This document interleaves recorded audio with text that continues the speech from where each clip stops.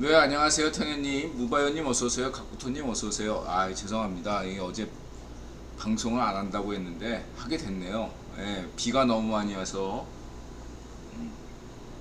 한가했습니다. 예, 우저 그 병원을 다녀왔는데 혈당이 좀 안 좋게 나왔어요. 그러니까 지난번하고 같이 나왔어요. 6.7, 원래 6.5 이하가 돼야 됩니다. 6.5 이하가 돼야 돼요. 근데 작년 말에 쟀을 때는 6.2였어요. 6.2. 6.5니까 6.2면은 좋은 거거든요. 예. 근데 이게 뭐가 문제냐? 담배를 끊은 다음부터 문제가 된 거예요. 지난번에도 6.7, 이번에도 6.7이 나왔는데 6.5를 좀 넘었어요.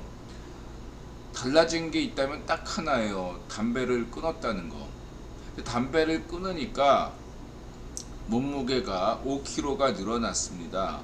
예, 1kg당 혈당이 0.2씩 늘어난 셈이죠. 그래서 의사하고 얘기를 하는데 결국 예, 몸무게 증가와 혈당 증가는 비례한다. 이런 결론에 도달할 수밖에 없었다. 의사 얘기도 그렇고. 그래서 예, 담배를 끊으니까 5kg가 늘어날 수밖에 없는 게 인드라가 담배를 폈을 때는 담배가 그 식욕을 저하시켜요. 예, 담배 피면은 뭐랄까 식욕을 저하시켜서 예, 식욕이 별로 안 생겨요. 그래서 인드라는 하루에 한 끼만 먹었는데 그게 어떻게 가능하냐? 예, 집에 가서 일 다 끝나고 집에 가서 밥 먹는 게 낙이었거든요. 아침 정신을 안 먹어. 예, 안 먹어도 될 만큼 그냥 담배를 빽빽 해야 되니까 하루에 두 갑씩. 예, 뭔가 예, 뭐가 이렇게 약간 식욕이 생기면 담배 피고 물 먹고, 예, 담배 피고 물 먹고. 그게 없어지는데 담배를 금연한 다음부터 어떤 게 있냐면 아 그 뭐죠? 예, 입에서 그 어떤 맛을 잘 못 느꼈거든요. 담배 필 때는 무슨 뭐 짜장면 먹든 짬뽕을 먹든 뭘 먹든 간에 거기서 거기였어요. 근데 이 식감이 다시 약간 살아나요. 그러니까 담배를 필 때는 그 식감을 잘 못 느끼는데 예,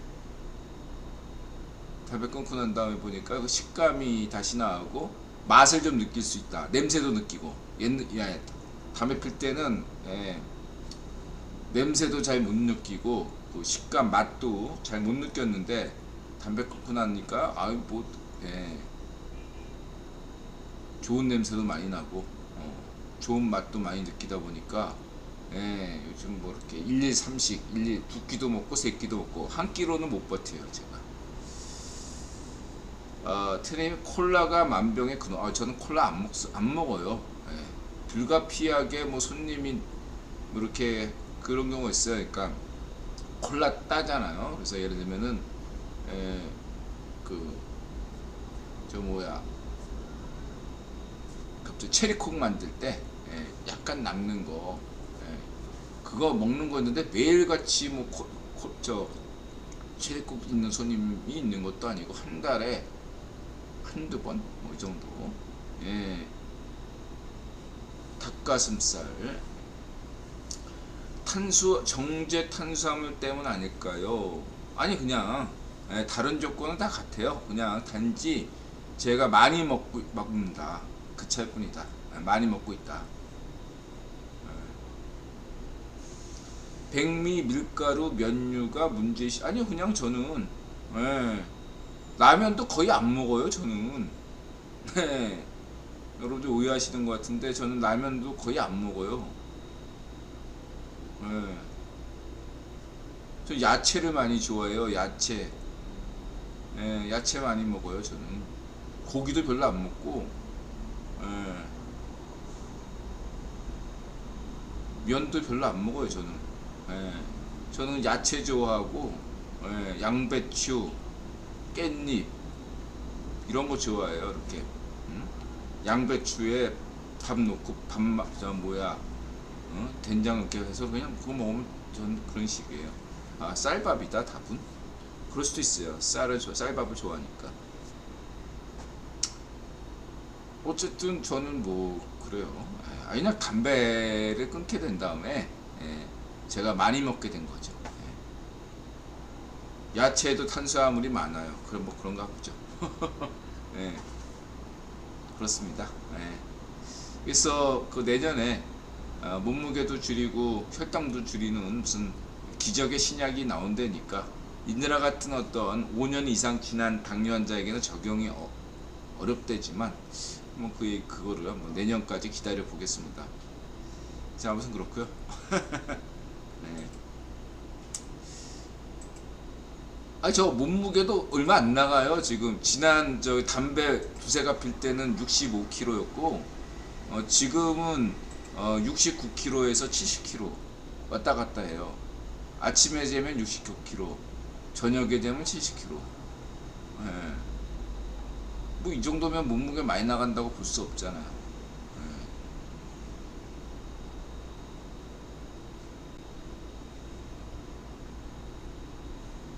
그렇습니다. 어쨌든 뭐 그렇고요. 시작하겠습니다. 590회 옥설타임즈 쇼 2022년 7월 13일 인원리 시대정신 아시르바니팔 자유론 VOA 강제 북송 RFA 강제 실종 성렬랑 민경욱 아침안개 신인균 김길선 밀떡 K짱 제임스 웹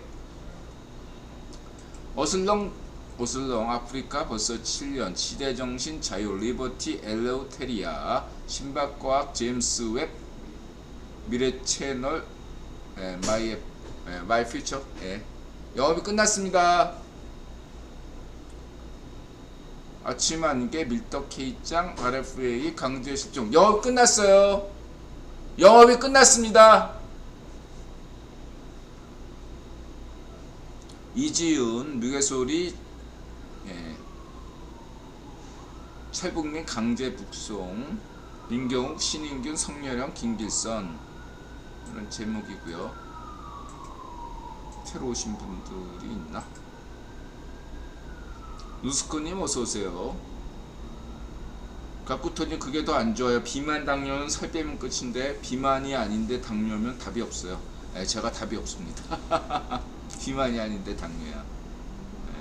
답이 없어요. 자, 그렇고요. 그 다음에 화랑님 요즘 자폐 스펙트럼 다룬 드라마가 이제 있죠. 저도 슬쩍 지나가 봤어요. 요즘 인기라고 하네요. 무슨 뭐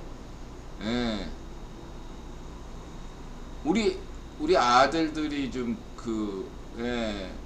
오해를 많이 받았어요. 뭐 자폐다 그러면은 그 레인맨 영향 때문에 영화 레인맨 있잖아요. 그럼 약간 자폐, 아스퍼거 뭐 이런 거면은 천재 이렇게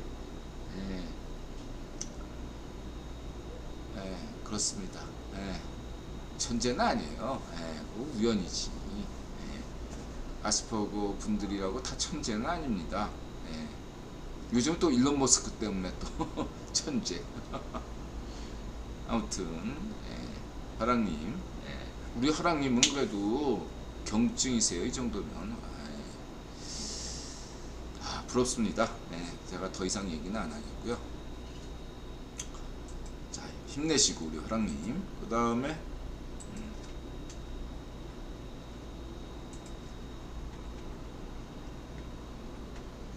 한 달 매출 1억 은행원 관두고 장사에 100평 건물주 된 부부 사장님. 그러니까 하루 매출이 약 한 3,400 되면 짬뽕 한 그릇에 요즘 뭐 얼마인지 모르겠는데 한 600그릇 500그릇 팔고 뭐 탕수육 뭐 이런 해서 하여튼 500그릇 5,600그릇 하루에 판다.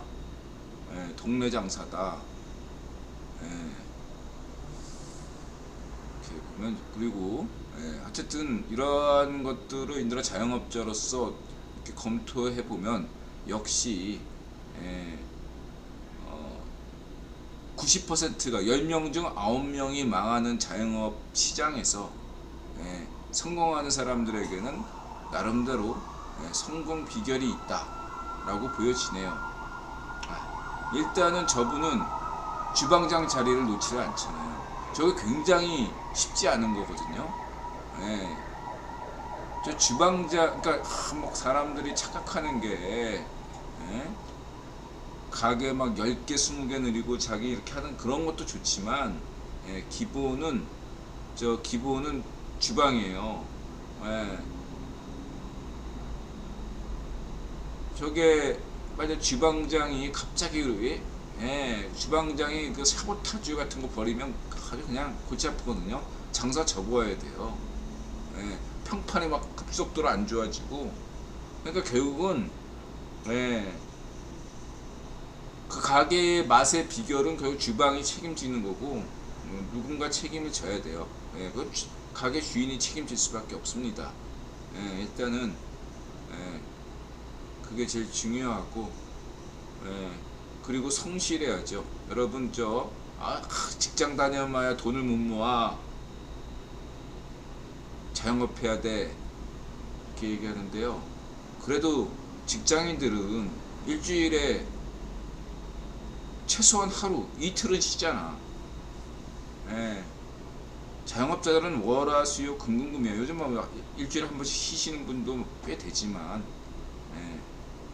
월화수요 금금금이 자영업자의 현실이다, 이렇게 말씀드리고 싶고요. 한국 자영업자들은 기본이 한 14시간 일하는 것 같아요. 14시간. 잠자는 시간 빼고는 일한다, 이렇게 보시면 되겠습니다.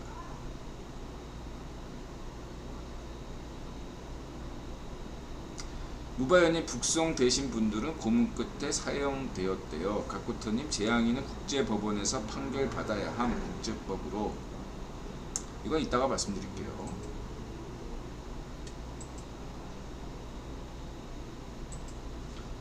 얼마 전부터 궁금했던 것인데요. 아슈르바니팔 도서관에서 만들어진 학문의 원형이 어떤 형태였을지 궁금하네요.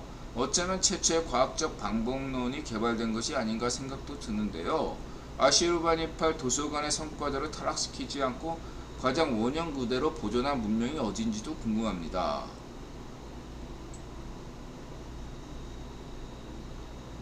인드라 자유론, 왜 인간 신 자유론인가? 자생 프리덤, 이거 몇 번 진드라가 얘기를 했는데 또 해야죠. 이해될 때까지. 아니, 왜 도서관이겠어요? 기록이죠, 기록. 여러분 판타지 소설에서 그 대부분의 판타지 소설은 중세를 배경으로 하고 있잖아. 고대나 중세. 그 시절을 딱 아슈르바니팔 시대라고 생각하면 돼요. 첫 번째 아슈르바니팔 시대가 특징, 그 이전 아슈르바니팔 이전에 어떤 역사가 있었는가. 첫 번째 수메르 아카드 문명이 있었다. 두 번째, 약 300년에 걸쳐서 300여년간에 걸쳐서 전 세계에 가뭄이 불어닥쳤고 대기근이 불어닥쳐서 전 세계 모든 문명이 망했다. 모래밭에 묻혔다. 세 번째, 아슈르바니팔 시대에 접어들어서서 그러한 유적들이 발굴이 됐다. 그럼 그 유적들은 점토판으로 돼 있단 말이에요. 그 점토판을 이렇게 모은 거죠. 누가? 아슈르바니팔이. 아슈르바니팔의 자기 장점은, 이 친구는 세종대왕이에요. 문과 철저하게, 문과라고 치면 안 될 것 같은 간에 책 읽는 걸 굉장히 좋아하고 수학 천재, 학문의 천재였어요. 그리고 그것이야만이 그 또 권력 다툼에서 다른 친구들에 비해서 외국어도 잘하고 학문의 천재고, 그러니까 이 장점을 최대한 활용할 수밖에 없죠. 아슈르바니팔은 그런 마당에 이러한 보통 판타지 소설에서 은의 시대라고 불리는, 그야말로 은이잖아. 수메르 아카드 때 통하는 은이었잖아. 은의 시대. 그래가지고 그게 발굴이 된 거야. 니프루나 뭐 이런 고대에 찬란했던 문명들이 나타났어요. 해석해라. 지편전 같은 거 아슈르바네편을 만들어가지고 학자들에게 해석해라. 해석해가지고 재해석한 게 무슨 뭐 아시리아판 그런 어떤 무슨 뭐 그 뭐죠 홍수 이야기, 대홍수 이야기 뭐 이렇게 된 거고 그걸 이제 우려먹은 애가 자카리안가 걔 12번째 행성 뭐 이런 거 X 행정 X 이거 음모론 떠드내고 그렇게 보시면 되고요. 지식을 굉장히 중시했다고 해서 본인이 지식이라는 걸 굉장히 중시했고 자기의 장점이니까 그리고 자기가 타고났으니까 더 열심히 팠겠죠. 그것이 중요하고 그렇다고 한다면 여기서 중요한 것은 인식론이다. 인식론. 어떤 인식론? 신에게 다가가기 위한 인식론이에요. 인간은 왜 신에 다가가려고 하죠? 간단합니다. 대가뭄을 피하기 위해서, 대재앙을 피하기 위해서. 300년간 대가뭄이 들이닥치니까 문명이 망했어요.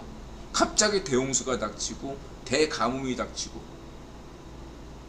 이런 기후 격변 그런 것들 그리고 그런 대재앙이 아니더라도 수시로 이쪽에 유프라테스 이쪽에 티그리스 강은 항상 급류 홍수가 나는 바람에 순식간에 쓸려 내려갔죠. 나일강과 같은 홍수가 아니란 말이에요. 그런 것이 시도 때도 없이 일어나고 조수 간만의 차로 갑자기 소금에 바다 하루 위에 땅들이 다 소금밭이 되고 이러한 것들에 대해서 극복하기 위해서는 어떻게 되죠? 알아야 되죠. 무엇부터 알아야 되죠? 천문학. 신에 대한 신지식은 천문학에서 시작했다. 이렇게 보시면 되겠습니다.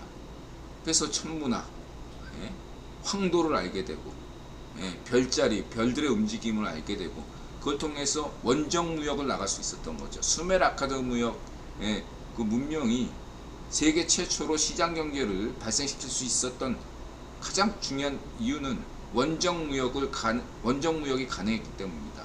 다른 문명에서는 원정 무역 개념 자체가 없었던 시절에 유일하게 수메르 문명이 원정 무역을 감행하면서 거기서 세계 최초의 화폐가 탄생했죠. 원시인들이 막 돌덩이를 막 굴려다니면서 이런 판타지고 소설이고 영화고 그건 쓰레기고요. 인도의 수메르 경제상 관점에서 세계 최초로 강조하는 것은 세계 최초로 화폐가 탄생한 곳은 수메르 아카드 문명이다. 이걸 강조했잖아요. 자, 그래서 중요한 것은 신에 다가가기 위한 인식론이에요. 왜 다가가려고 하나? 생존하기 위해서죠. 신의 마음을 알아야 자기도 사니까. 신을 이해해야 되니까 60진법 이렇게 만들게 된 거죠.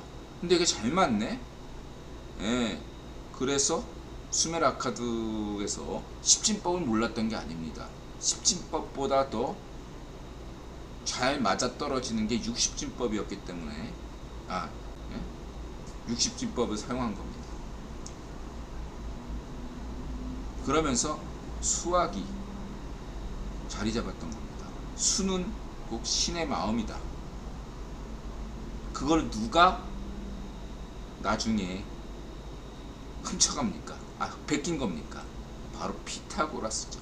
피타고라스가 그냥 통 크게 바그다드의 포로로 왔지만 바그다드에 나중에 유학 온셈 치고 와서 공부해 보니까 모든 것은 수학이다. 이렇게 된 거죠. 신은 수학에 있다. 수에 있다. 라는 거죠. 여기서 그러면 처음에 첫 번째 말 그대로 도서관은 기록이죠. 문자고. 그쵸? 아슈르바네파의 첫 번째 특징은 문자고. 도서관이라는 것 자체가 기록 보관소잖아요. 문자, 응? 고대의 모든 어떤 아슈르바니파의 수메르 아카드 시대의 그런 어떤 마도 문명을 기록한다. 고대 문명을 잃어버린 문명을 기록한다. 첫 번째. 두 번째는 수학이다. 그 수는 어떤 의미가 있느냐? 검증이 가능하다. 이게 중요하고 실험, 과학. 과학은 뭐다? 실험이고 검증이에요. 그렇죠? 그리고 증명하는 것입니다. 다른 것과 가장 큰 차이는 증명 여부입니다.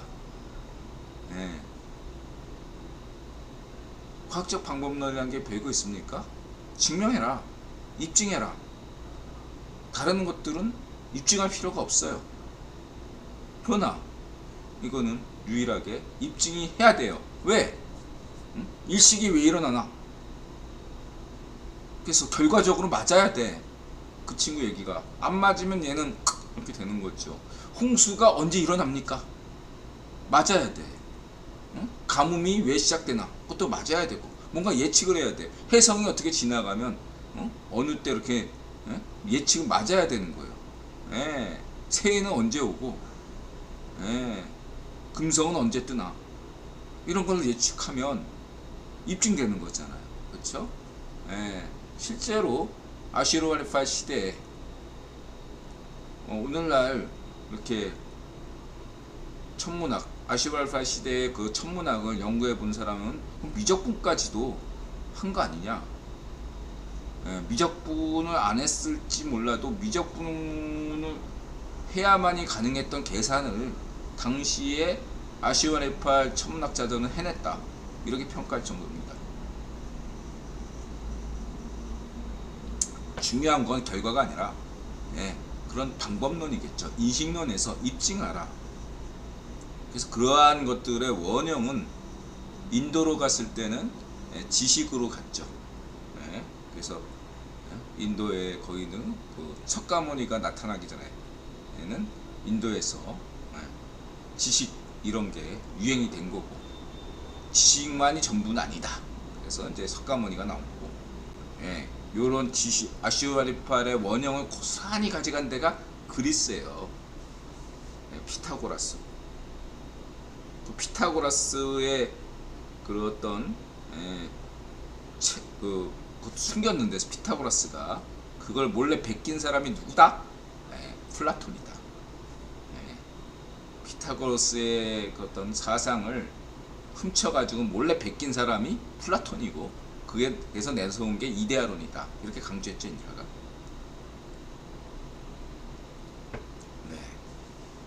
그래서 그리스다 이렇게 말씀드릴 수 있고요. 그런다면은 그리스 로마 문명이라고 하는데 엄밀히 얘기해서 그 이러한 그 아슈르바니파 시대의 원형을 간직한 것은 엄밀히 이야기하면 그리스지 로마는 아니에요. 이렇다면 인드라가 강조하는 자유의 개념이 해당이 돼요. 그리스 개념에서 자유라는 것은 신과 인간의 관계예요. 신이 아직 인간이 신에게 다가가기 위한 그런 인식의 방법론에서 그 신에게 다가가기 위한 어떤 그 노력 속에서 자신이 고양되는 느낌, 행복감 느낌 그런 어떤 개념이 말하자면 프리덤인데 이것은 인간과 인간 사이의 관계가 아니라 인간과 신의 관계에서 자유예요. 그게 그리스 개념이랍니다. 그런데 이것이 어떻게 변질됐냐면 로마에서 인간 대 인간 그런 개념으로 바뀌었죠. 정치 사회적인 개념. 그러니까 노예, 자유인과 노예. 이때는 인간 대 인간이에요. 그 인간을 노예로 만든 건 인간이지 신이 아니잖아요. 인간 대 인간의 관계. 이렇게 된 거예요. 로마의 개념은 정치 사회적 개념이고 그리스의 이 자유 개념은 심리적인 개념이란 말이에요. 인식론적 개념이라고. 근데 이 정치 사회적 개념에서는 인식론이 필요 없어요. 인식론이 아니야. 그럼 뭐냐? 노예냐 자유민이냐? 이게 존재론입니까? 아니죠.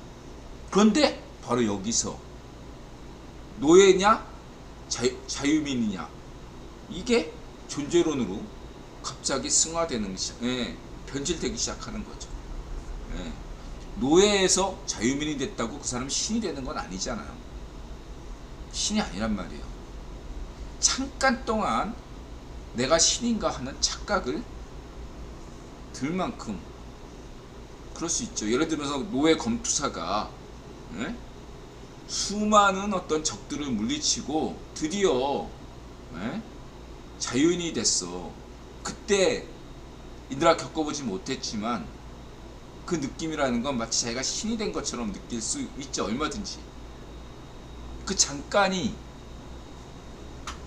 그 잠깐의 착각이 인류를 불행하게 만든다, 라고 할 수 있겠죠. 존재론. 인식론에서 왜 존재론은 나가나? 아주 간단한 이치입니다. 여러분도 한번 경험해 봤을 거예요. 막 맨 처음에 굴건론을 처음에 접하고, 예를 들면 이거 뭐야 하고 쓱 지나갈 사람은 이미 다 지나갔지. 그 다음에 여러분들이 이거 뭐야 하고 딱 봤을 때 밤새서 막 구기본론을 다 공부했던 기억이 날 겁니다. 막 그냥 밤새서 눈이 뻘개가지고 이런 신박한 이론이 있나 이러면서 밤새서 읽고 다음날 딱 눈 시뻘개진 상태, 세상을 다 얻은 것 같은, 이제야 세상이 보이는 것 같은 느낌이 분명히 들 때가 있었을 거예요. 한 번쯤은. 그죠? 그때 마치 내가 신이 된 것처럼 세상을 다 이해하니까. 근데 이제 그게 또 며칠 지나면 아닌가? 이렇게 돼가지고 그러면서 또 이런 얘기를 한 인드라는 신과 다름없는 메시아다, 이렇게 생각할 때가 있죠. 그래서 좀 지나면 인드라는 메시아인가 아닌가, 그래서 인드라도 별볼일 없는 사람이구나. 또 실망했다가 몇 달 있다가 그래, 인드라만한 사람이 없구나 하고 또 왔다가 또 실망하고 그렇잖아요. 인간의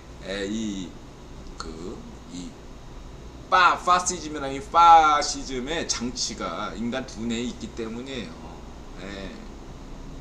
말하자면 불가피한 것인데 조심하시면 되고 아무튼간에 자유라는 것은 인간이 신에게 다가서는 노력을 계속할 때, 그것을 중단하지 않을 때, 후퇴 없이 중단하지 않을 때, 그때 자유로움을 느끼는 것, 그것이 자유고, 인간과 인간 사이에서 느끼는 그 자유로움이라는 건, 그거는 상대적인 개념이고, 그거는 노예, 자유, 그런 개념으로서 진정한 자유라고 볼 수가 없다. 예를 들어서 부부지간에서 이혼했어, 난 자유야, 이렇게 얘기할 수 있잖아요. 그런 자유다 이거야. 누군가는 그러죠, 가부장제로부터 독립했다, 이혼했으니까. 그게 무슨 그래서 그런 모든 어떤 얘기들은 결국은 존재론으로 귀결된다. 그래서 인드라가 해겔 변증법, 이런 막스주의 이런 것들의 가장 큰 오류를 인드라는 존재론으로 보잖아요. 그리고 이 자크 데리다의 해체론도 이신론적 관점에서는 해체론이 매우 뛰어나지만 이 해체론적 인식을 말미에 불가피하게 자크 데리다가 1990년대 프랑스 자이파쇼 철학계에서 교황이 되는 바람에 해체 존재론을 또 유령학이라는 이름으로 타락했거든요.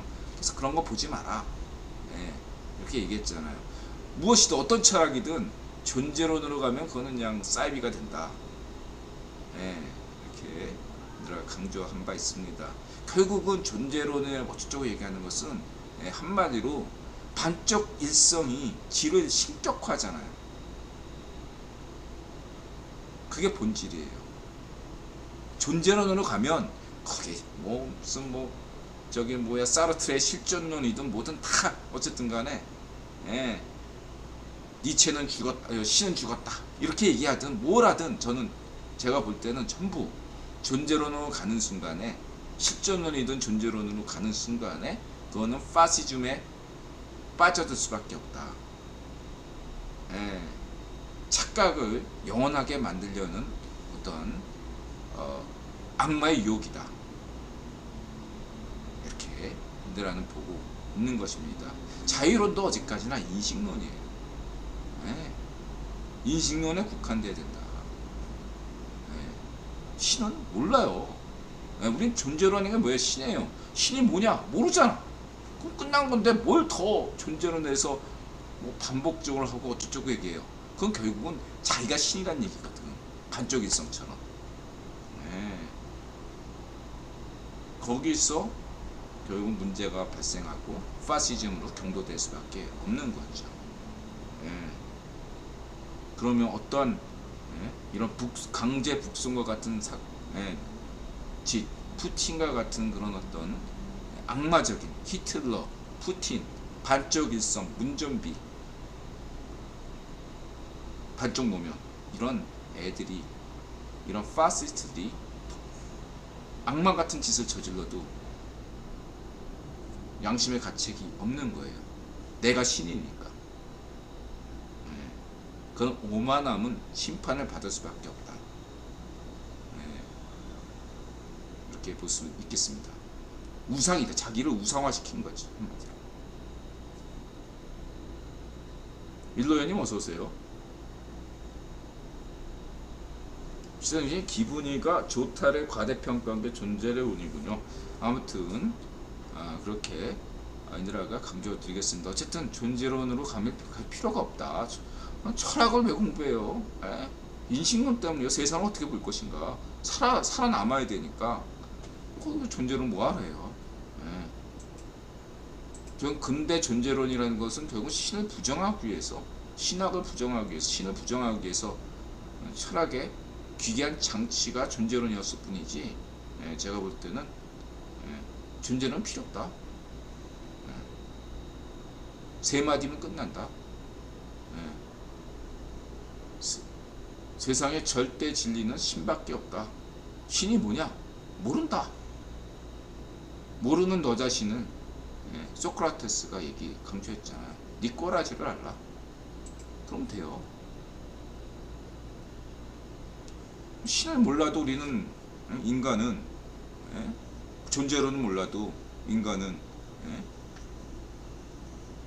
달에 우주선 보냈잖아요. 이렇게 보시면 되고요. 이제 가겠습니다. 여기까지 맨날 강조했는데. 그래서 자유로운, 그래서 지금의 좌익 파시오들이 말하는 자유라는 것은 가짜 자유다. 저는 그렇게 보고 있습니다. 스스로를 악마하게 시키기 위한 악마의 유혹이다. 저는 그렇게 보고요. 그리고 이제 통일장 이론이 끝이 아닐 것 같아. 이거는 뭐 그냥 인식론의 문제죠. 그래서 뭐 통일장 이론이 끝이 아니면 어때요? 뭐 암흑 에너지, 이것들을 또 통합하는 이론이 나올 수 있겠죠. 그렇다고 해서 과학이 무시되는 걸 수는 없는, 촉근 이론을 무시할 수 있나요? 없죠. 다 과정이죠. 저는 그래서 촉근 이론 좋아합니다. 아직 검증되지 않아서 문제가 크지만, 어떤 이론이든 시작은 그랬어요. 뭐 수학 이론 같은 거 수백 년 동안 검증되지 않고 증명되지 않은 그런 무수한 미스테리가 얼마나 많은데요. 그렇다고 해서 우리가 무시할 수 있나요? 무시할 수 없어요. 그것도 진실의 일부분일 뿐인 거죠. 그게 전부라고 착각해서는 안 되는 뿐이지, 이게 끝이다. 통일장 이론이 등장하면 이제 인간은 신이 됐다. 이런 오만을 벗어 던지면 될 뿐이지, 암흑 에너지, 뭐 암흑 물질 또 연구가 하겠죠. 뭐가 문제입니까? 하면 되지. 자, 이렇게 말씀드리시고, 그 다음에 제임스 웹, 또 이런 어떤 게 있군요. 그러면서 많은 진전이 있었다. 이건 중화일보 기사고, 이거는 신박과학이 자세히 이미지를 설명했어요. 친박과학이 아주 이미지 설명 매우 잘했습니다. 그 다음에 이제 실생활에 적용되기 시작한 최고대 AI. 그래서 이런 것들이 실생활에 이렇게 적용될 수 있군요. 아직. 어떻게 보면 이런 감정 노동자들에게 이게 어떤 반복적인 업무들을 굉장히 지치게 만들거든요. 이러한 것들이 AI가 할 수 있다면 상당 부분이 인간은 보다 자유로움을 느끼겠죠. SF 영화에서 보게 되면 결국은 간단한 판결, 간단한 업무, 범죄 조사, 간단한 경찰 업무, 간단한 검찰 업무, 간단한 판결, 간단한 진료. 오늘도 만약에 인들하는 의사하고 면담하고 왔잖아요. 근데 이거 내용은 사실은 AI 의사가 해도 무방한 그러한 진료예요. 따지고 보면 3개월마다 한 번씩 있는 이 진료는 아주 특별한 일이 없다면. 그러니까 이 대부분의 지금 이 전문직이 수행하고 있는 인들아 볼 때 95% 정도의 일상 업무들은 AI가 다 해도 된다. 약사도 마찬가지고. AI가 다 해도 되고, 그렇게 되면은 판사들은 좀 더 복잡하고 AI가 다룰 수 없는 심도 깊은 내용들, AI가 걸른 사건들, AI가 해결 못하는 사건들을 다룬다. AI 경찰이 다루지 못하는 사안을 경찰이 다루고, AI 검찰이 다루지 못하는 사안을 AI 검찰이 다루고, 이렇게 된다 이거죠. AI 의사가 다루지 못한, 약사 의사가 다루지 못하는 것을 인간이 한다. 뭐 이런 식으로 갈 것 같고, 회계사도 마찬가지죠. AI 회계사가 하지 못할 일을 회계사가 하는 식으로 이렇게 갈 것이고, 이런 것들 놀랍도록 1970년대 그 밀턴 프리드만이 그런 어떤 전문직의 미래를 예측했어요. 상당수 이런 부분에 대해서 교사도 대부분이 AI가 전담한다 이거죠. 반복적이고. 자, 이렇게 참고하고요.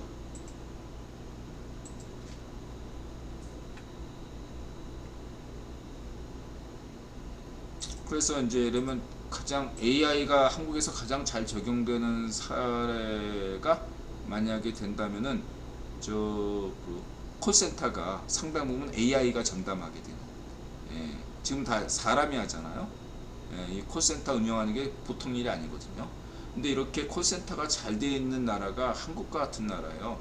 진짜 한국 시스템이 이게 되게, 다른 나라에서는 이게 있어도 한국처럼 이렇게 잘 된 시스템이 아니에요.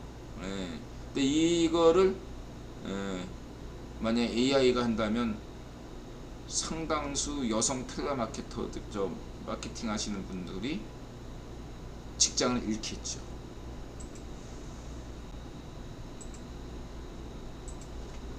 자, 그리고 하늘을 나는 풍선집 만들기, 이러한 것이 이런 실험 정신이, 매니아 정신이 바로 과학적 방법론, 아시우바리파리다 이거죠. 설계도 따라 그대로 만들어 버리는. 아시우바리파리 설계도를 만들고 밑에 있는 부하들이 이것을 만들어낸다. 해병대 아침 안개, 지난 방송에서 했던 이거 추복일이 했나 누가 했나? 다국적 해병 지휘 연합 상륙도, 신인균 선생이 있나? 연합 상륙도이격 작전 수행 영상. 또 한국 해병대가 국외 해병대 연합군을 또 지휘를 하네요. 그래서인지 인드라 가게에 해병대 친구 3명이 왔어요. 어떻게 아냐? 해병대인지. 해병대 군복을 입고 왔으니 당연히 알지. 그래서 난 술 먹을 줄 알았어. 이 해병대 3명이 와서.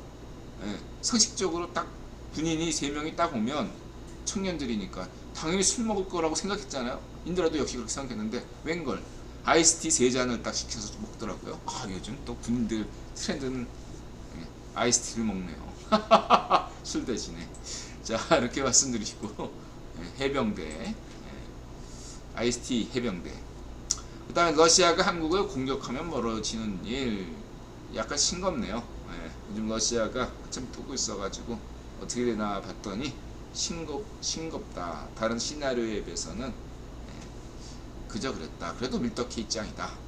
그 다음에 기술 이사 없다던, 이게 아까 얘기했던 그거죠. 인드라가 세 가지를 계속 운전비 자유 파쇼 정권 때 자유 아시아 방송, 그다음 RFA, 그다음 미국의 소리 방송 VOA를 꾸준히 시청하신 분들이라면 다 알 것이다. 3대 지금 2가지만 지금 이슈가 부각됐죠. 하나는 서해 피격 공무원 사건, 두 번째가 탈북 어민 사건, 세 번째가 뭐죠?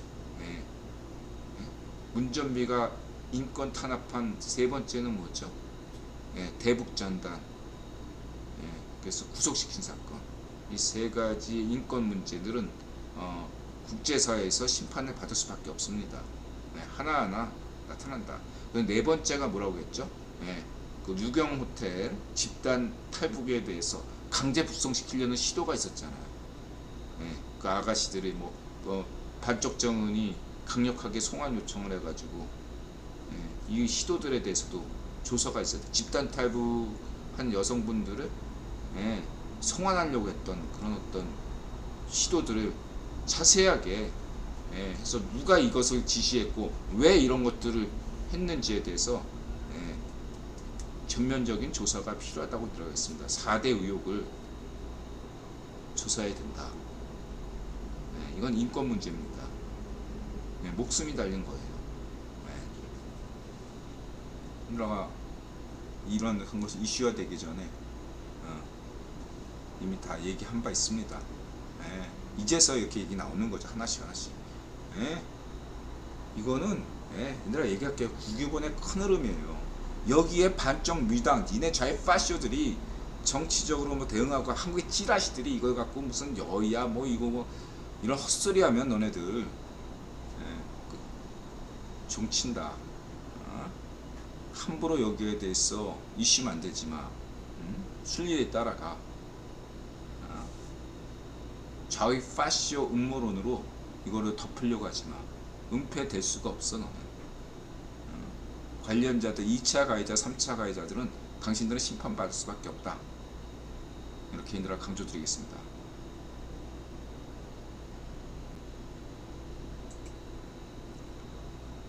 자, 이렇게 말씀드리고 이거는 우리 민경욱 낙연이 멘붕 좋고요. 이거 신인균 강제 북송 사건 국제사회가 분노했다. 미국의 소리 방송 같은 데서 이야기하고 있죠. 그 다음에 이게 미국의 소리 방송 수잔 쇼티 유명한 분이죠. 북한 자유연합. 한국의 집권 정부는 그들이 무슨 짓을 하는지 알고 있었습니다. 저는 이들이 한 짓에 대해 책임 추궁이 이루어지길 바랍니다. 그렇죠. 책임 구명이 필요하다. 그 다음에 자유아시아 방송 RFA 신입 인권 보고관 강제 실종 주목해야. 강제 송환은 이건 대한민국의 일이지만 강제 실종은 북한에서 일어나고 있는 반쪽 정원 파시സ്റ്റ് 정권에서 갑자기 북한의 주민이 사라져 대부분 정치범 수용소로 가죠. 이것이 대표적인 강제 실종의 사례입니다. 이런 강제 실종 개념에 맞춰서 인권 문제를 들여다보아야 된다. 그래서 RFA는 강제 실종, VOA는 강제 납북, 강제 송환, 인권 문제에서 다루고 있다. 이런 점들을 여러분들 기억하시고요.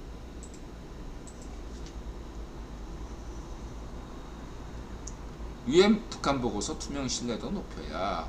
그 다음 우리 김길선 누님 1974년부터 4월부터 오늘까지 왜 반쪽 주체 사상이 태어난 게 1960년대 황장엽 주체 사상이 아니라 왜 1974년부터 지금까지냐.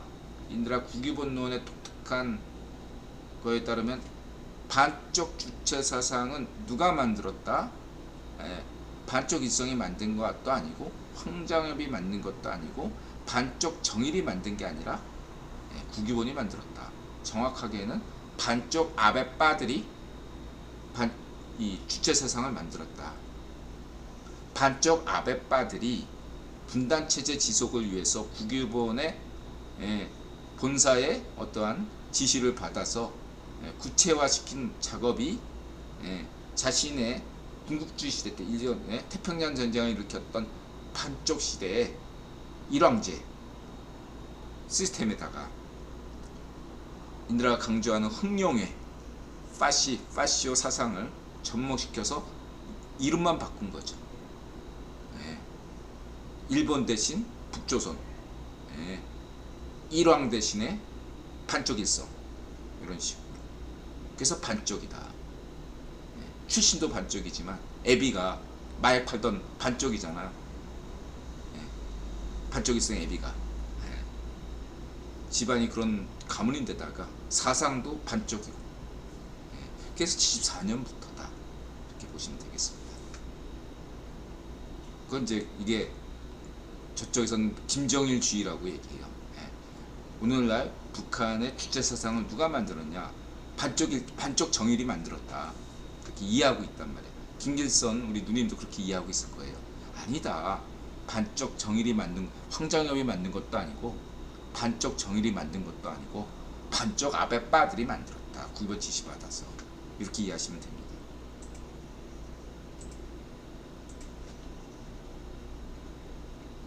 그래서 이렇게 보시면 되고, 성렬형 사이버 안보가 국가안보 핵심, 사이버 예비군 창설, 그래서 사이버 안보 이러한 것들에서 과학기술부에서도 얘기하고 있고, 마침 설수영이 드디어 긴 자맹 끝에 세미나를 열었죠. 첫 수영 생각하면 사이버 안보죠. 첫 수업 이렇게 간다. 그리고 구규본이 사이버 안보에 대해서 굉장히 신경 쓰고 있다. 현재 차기 가장 유력한 주자는 최수영이다. 60년대생이고 안씨고 사이버 안보고 가장 유력한 후보가 현재 최수영이다. 그리고 드라마 빠친코 또 부산 출신이잖아. 한국에 지금 21세기 이후에 다른 지역 사람이 대통령 되고 그 다음에 부산 출신, 다른 지역 사람이 대통령 되고 그 다음에 또 부산 출신. 여태까지 그랬거든. 정말 그렇잖아요.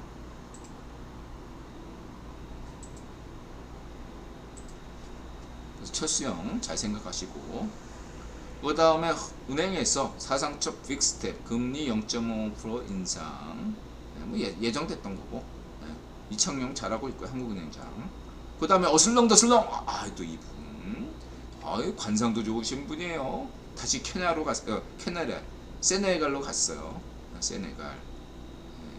아주 박정희 정신, 새마을 정신을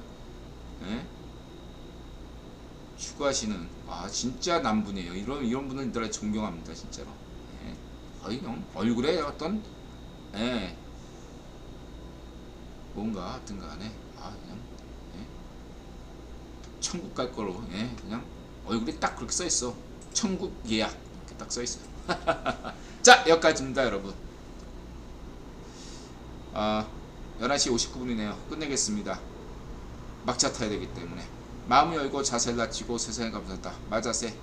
고맙습니다 여러분. 힘내시고요. 어쨌든 강제 북송 서해 피격 공무원 관련자들은 천벌을 받아야겠죠. 고맙습니다. 행복하세요. 다크서클님 어서오세요. 카시아님 고맙습니다.